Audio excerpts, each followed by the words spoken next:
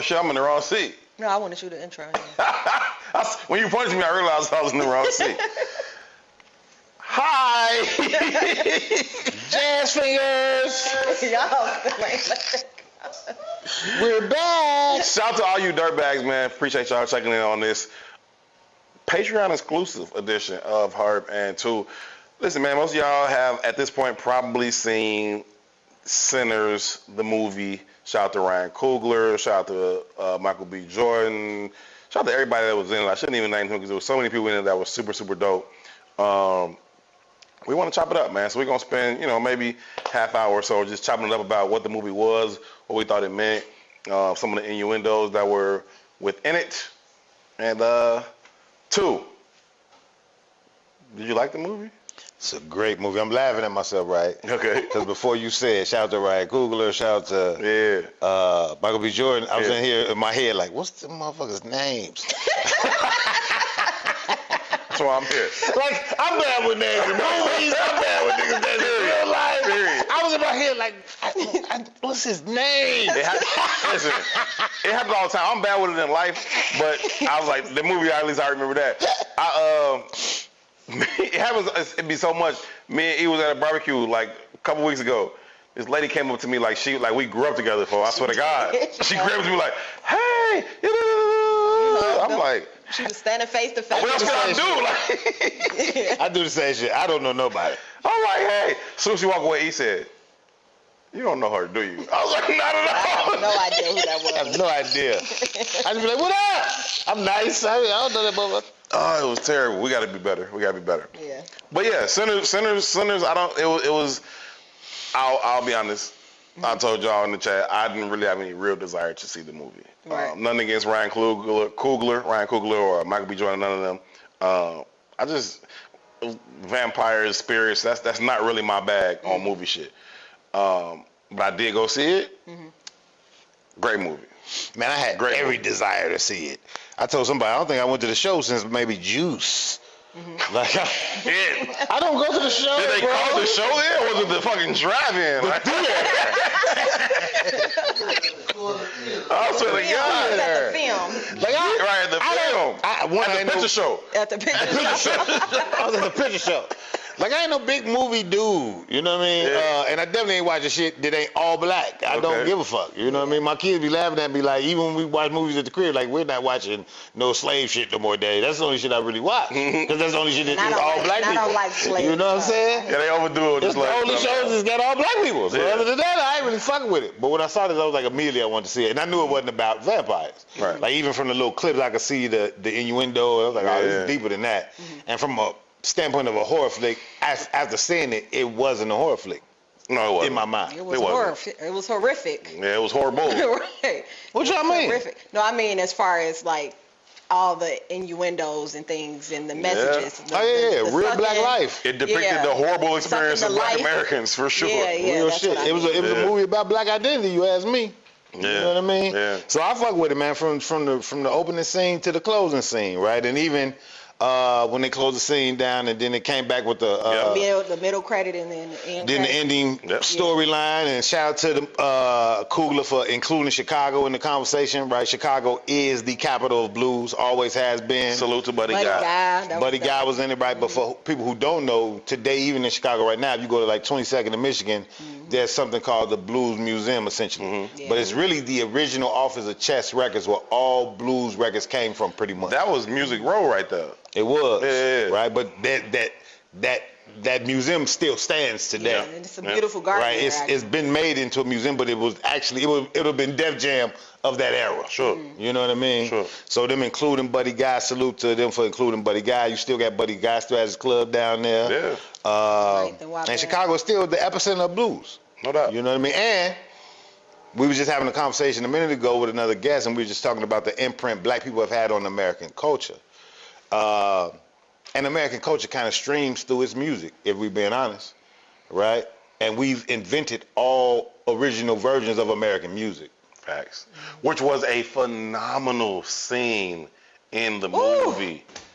Perhaps, definitely one of my favorite, definitely like top 3, but maybe the best scene in the movie. Yeah, when they went, That was one of my favorite ones too, like when they switched and changed. all the different times.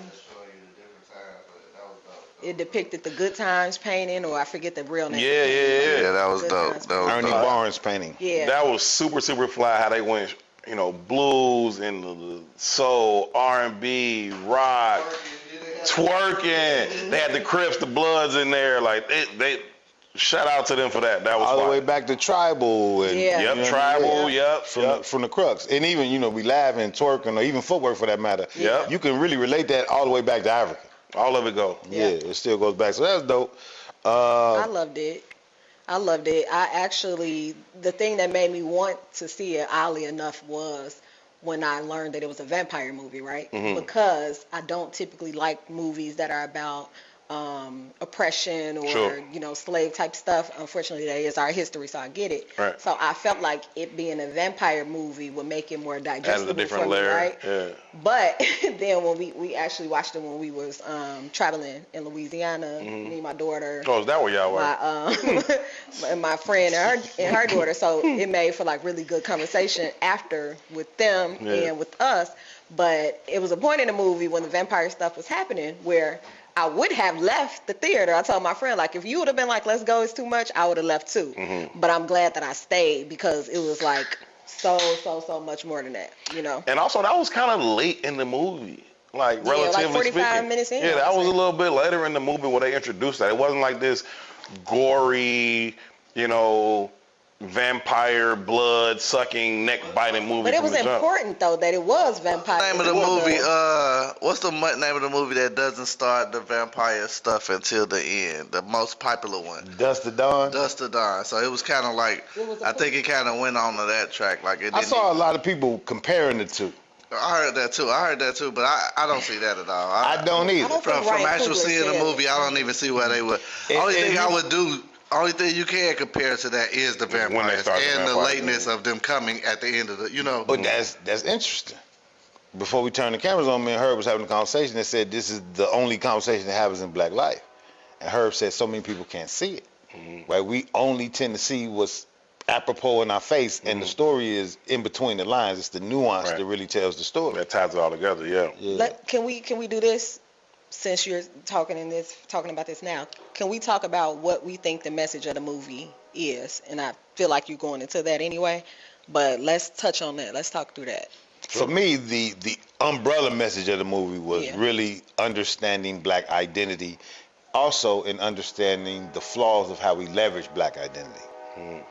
I don't know if everybody caught the part about the flaws of how we leverage Black identity. Yeah. So, scene, and this goes back to true history too, right? Smoke and Stack have got the club. They're making a little bit of bread. Smoke is the more capitalist brother.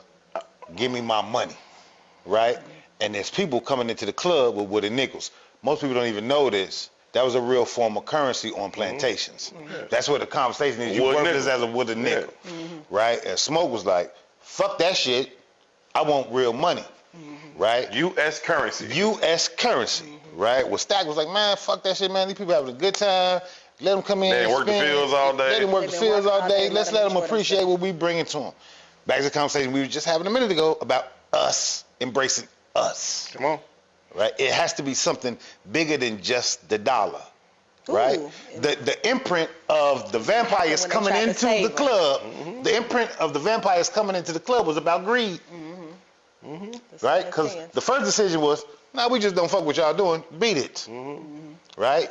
Then Smoke said, well, he was convinced that maybe it's some money out there. But he was convinced. By the white devil. That maybe it's some money out there. Right? And they went out there, and that's what opened up the door to all of the ills. You have to let the evil in for it to affect you. If you close the door, it don't affect you. How about the natives, the engines, as they were referred to in the film? I kept saying, what's an engine? That's how white folks said Indians. What the heck is an engine? And not even natives wasn't even a thing. But let's talk about how the natives learned their lesson, applied it to the movie, tried to share it with decent white folk. You ain't want to hit?